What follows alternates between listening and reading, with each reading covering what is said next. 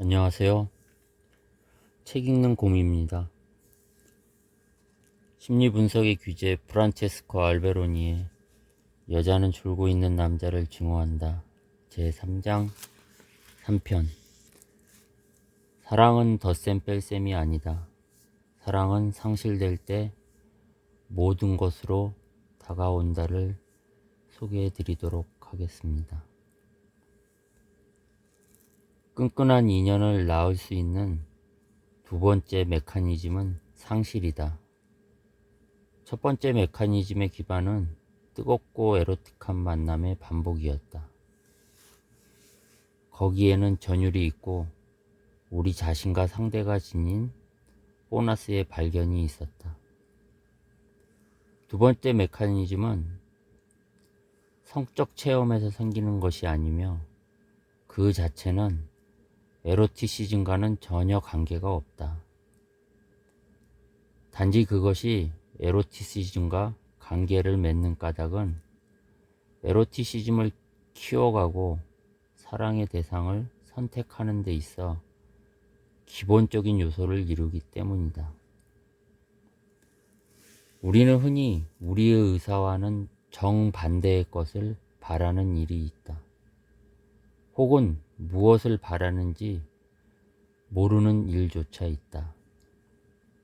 정말 흥미가 있는 것이 무엇인지, 무엇에 가치를 두고 있는지, 무엇이 중요한지를 모른다. 바라는 것과 무언가 필요를 느끼는 것은 전혀 다르다. 요구하는 것과 그것 없이는 견딜 수 없는 것은 전혀 다르다. 그러나 때에 따라서는 어떤 인물이 우리에게 둘도 없이 소중해질 때 비로소 그 사람을 이해하게 되는 일이 있다. 그 사람이 없으면 다른 모든 가치가 상실된다. 둘도 없이 소중하다는 것은 최종 목표가 된다.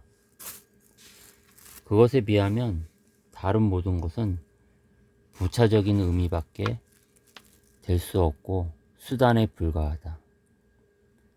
우리의 최종 목표, 즉 욕구와 사랑의 궁극적 대상은 주고받는 쾌감과 불쾌감의 덧셈과 뺄셈으로 계산될 수는 없다. 어떤 사람이 좋아지거나 반대로 헤어지기로 결심하는 경우 자신을 납득시키기 위해서 이런 덧셈과 뺄셈을 하는 일은 있다. 기쁨과 고통을 수학적으로 계산해서 어떤 쪽이 좋은가 하는 결론을 내리는 것이다. 그렇지만 최종 목표는 절대적인 것이다. 뺄셈에 의한 차이로서가 아니라 계산할 수 없는 차이로서 제기되는 것이다. 머리로 생각한 결과가 아닌 것이다. 하나의 예를 들어보자. 산길을 걷다가 문득 아이가 없어진 것을 느꼈다. 어디로 갔을까? 어떻게 된 일이지? 갑자기 아이가 그 무엇보다 소중한 존재가 된 것이다. 다른 모든 일을 제쳐두고 아이를 찾지 않을 도리가 없다. 그때까지는 다른 것과 뒤섞여 나란히 존재했던 아이가 그 무엇보다 우선적인 존재가 되어버린다. 동시에 그때까지는 별로 느끼지 못했던 단지 배경에 불과했던 외부 세계가 아이를 찾기 위해 뒤져야 하는 미지의 공간으로 변한다. 그런데 어느 곳을 뒤져야 할지 도무지 알 수가 없다. 주변은 어둡기만 하고 현실은 두렵게만 다가온다. 아이 찾기는 절망적이다. 그렇지만 어떻게든 부정적인 힘으로부터 아이를 떼어내야만 한다. 찾아야 하는 대상이 우리 자신보다 더욱더 큰 의미를 지니기 시작하는 것이다. 아이가 그 무엇보다 소중한 존재라는 사실을 잃어버린 다음에야 자각했지만 사실은 그 이전부터 소중한 존재였다.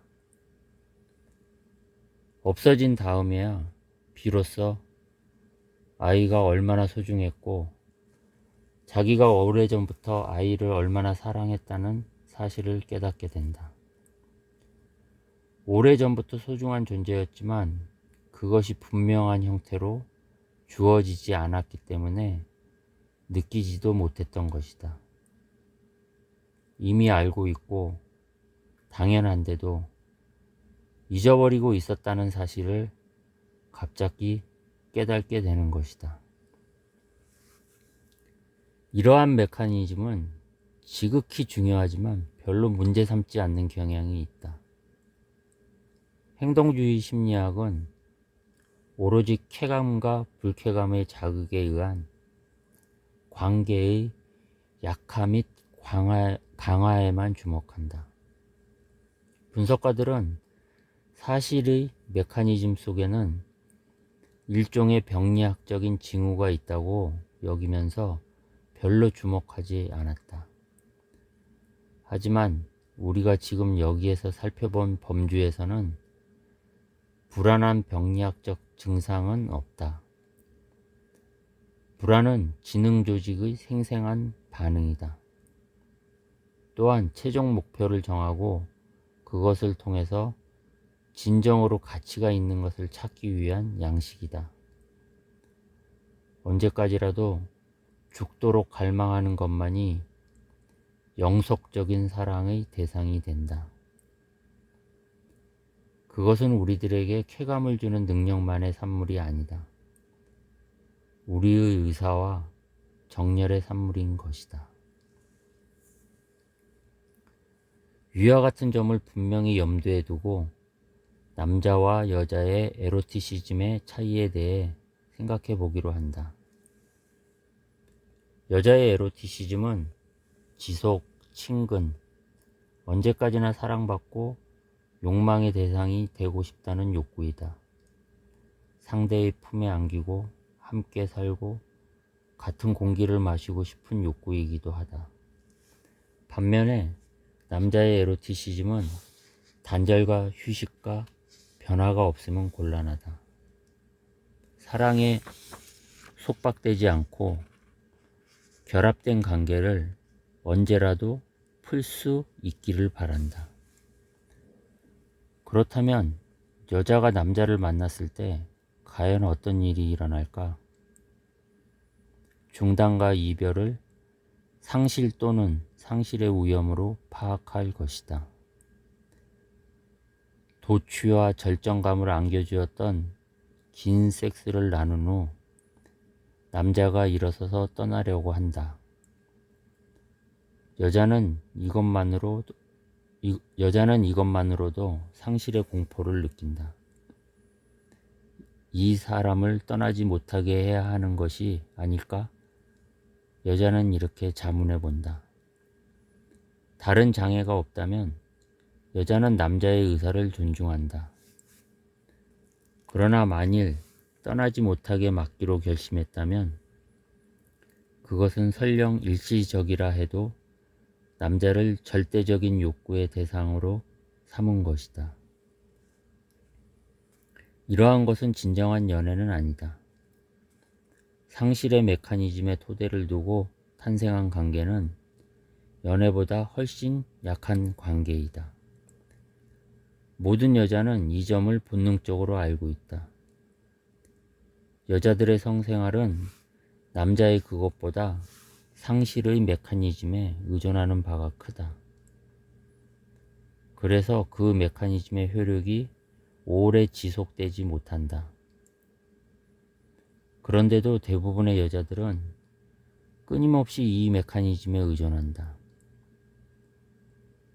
어떤 남자를 원하면 양자택일의 위험에 스스로를 과감하게 노출시키는 것이다.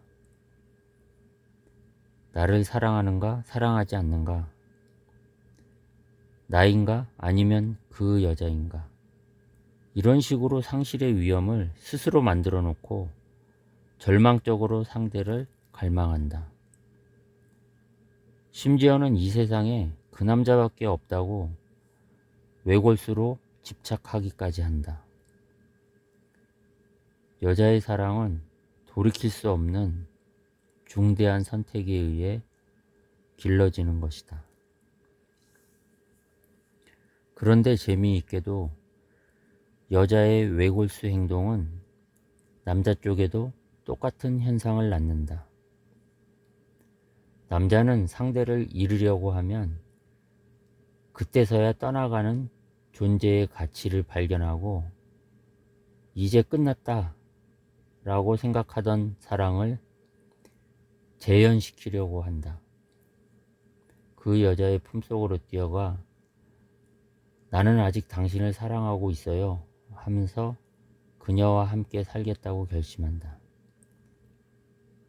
그러나 이것은 가식이다. 특히 결혼 생활에 지쳤거나 자유를 꿈꾸거나 애인이 생긴 남자의 경우에는 더더구나 그렇다. 아내가 스스로 떠났으면 좋겠어. 이제는 지쳤어.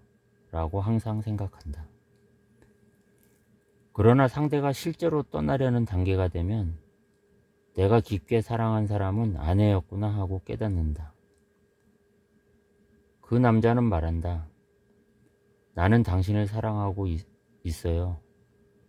그리고 지금 이 순간도 사랑하오. 상실의 메커니즘이 자연스럽게 작동하는 일도 있다. 상대가 정말로 떠났을 때이다. 그 전형적인 예를 들자면 남편에게 여자가 생겼다는 사실을 깨닫고 비로소 남편을 정말 사랑하고 있다는 사실을 깨닫는 경우이다.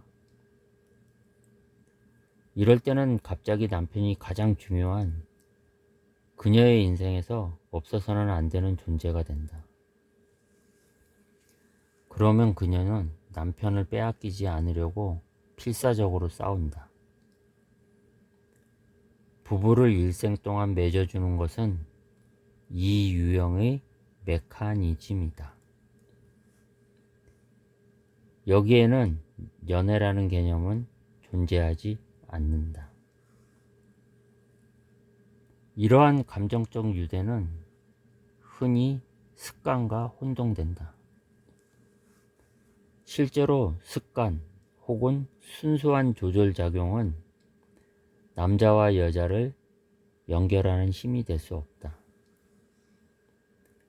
조절작용의 배후에 상실과 불안과 상대를 떠나지 못하게 막으려는 노력이 있는 것이다. 그 결과로 상대는 욕구의 대상이 되는 것이다. 수많은 이혼과 새로운 결혼의 기초를 이루는 것도 상실의 메커니즘이다.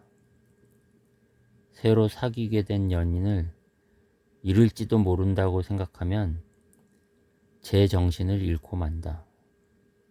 그래서 지금까지 함께 살아온 배우자와 이혼하고 새로운 연인에게 더욱더 다가간다.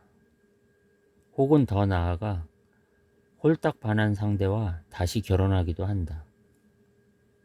그러나 이것은 착각이고 연애와는 전혀 별개의 것이다. 몇 개월 동안 함께 살다 보면 서로에게 아무런 공감대도 없다는 사실을 깨닫고 두려움만을 느낀다.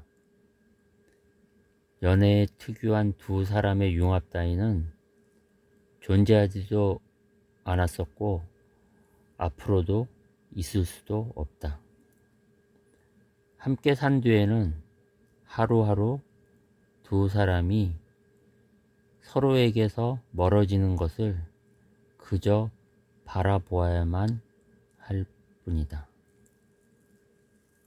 에로티시즘의 경우 상실과 불안은 흔히들 말하는 것과는 반대로 이미 존재했던 감정을 명확하게 드러내게 하지는 않는다. 오히려 새로운 감정을 낳는다. 새로운 감정의 분출이 너무나도 격렬하기 때문에 바로 이것이 연애로구나 하고 생각한다. 연애의 경우와 마찬가지로 사물이 그때까지와는 전혀 다르게 보이고 가치가 있는 것이 그렇지 않은 것과 분명하게 구별된다. 그러나 조금만 주의를 기울이면 알 수 있듯이 상실이 문제가 될 때는 리비도는 위기가 올 때마다 조금씩 투입될 뿐이다. 여자가 남자를 마음에 두는 것은 그가 멀어질 때, 다른 여자에게 눈을 돌릴 때, 기다리고 있어도 좀처럼 돌아오지 않을 때에 한정된다. 욕구가 질투의 형태로 솟구치는 것이다. 질투의 고통은 이윽고 사라지지만 그로 인한 상처는 사라지지 않는다. 남자도 질투를 느낀다. 단지 느끼지 않는다고 스스로 생각할 뿐이다. 남자의 에로틱한 공상에는 질투가 필요 없기 때문에 그렇다. 반면에 여자의 공상에는 질투가 필수적으로 들어간다. 애정 소설에서 보면 처음부터 매혹적이고 오만하고 두려운 연적이 등장한다. 그리고 그 두 여자가 질투의 불꽃을 태운다. 여자의 공상에서는 질투가 유혹을 위한 결정적인 무기의 역할을 한다. 남자를 사이에 두고 주인공과 연적이 질투라는 무기를 사용한다. 남자도 질투를 이용해서 두 여자와 적당히 밀고 당긴다. 질투는 욕망의 실현을 위해 빼놓을 수 없는 장치인 것이다. 애정소설에는 질투와 함께 자기를 넘겨주는 메커니즘이 등장한다. 여자는 때때로 그것을 질투시킬 목적으로 사용하지만 그보다는 오히려 머리가 혼돈해서 생각을 정리할 수 없을 때 충동적으로 폭발시킴으로써 노출되는 경우가 많다. 그 결과는 되돌릴 수 없는 결정적인 싸움이 되지만 이와 동시에 자리를 넘겨주는 메커니즘은 욕망을 실현시키는 지름길이 되기도 한다. 사랑은 이렇게 해서 위기와 위기를 전전하고 결합과 이별을 반복하면서 차츰차츰 힘을 얻는다. 두 사람 사이는 그때마다 가까워지고 마침내 의심이 사라진다. 그 대신 확신과 지속성이 숨을 쉬고 연애소설의 줄거리는 어느덧 행복한 피날레에 이른다. 표면만을 보면 이는 연애 특유의 과정인 듯이 여겨진다.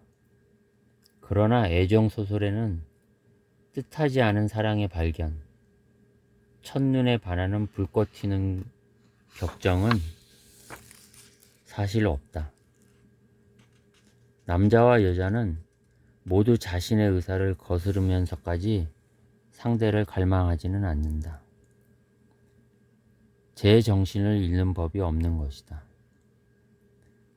새벽까지 사랑하는 사람의 집으로 돌아가기 위해서 밤새도록 차를 달리는 열정도 없고 넋을 잃을 만큼 상대에게 반하지도 않으며 절규하거나 눈물을 뿌리지도 않는다. 시를 쓰거나 꿈 이야기를 서로 나누거나 이 순간이 영원히 계속되면 좋겠어 하고 생각하지도 않는다. 그러나 사랑에 빠진 남자와 여자는 이런 일을 실제로 한다. 연애의 시작은 번개의 번뜩임 같은 것이다. 앞으로 어떻게 될지 알 수는 없어도 사랑에 빠진 자신이 그저 행복하기만 한 것이다. 누구의 시선도 두렵지 않은 지금의 상태에서 결코 벗어나려고 하지 않는다. 자신이 누구이고 어디에 있는가를 알지 못해도 그렇다. 여기까지입니다. 다음 편에는요, 두 사람이 로프에 매달려 있다. 사랑의 질투가 이 로프를 천천히 칼로 자른다를 소개해 드리겠습니다. 시청해 주셔서 감사합니다.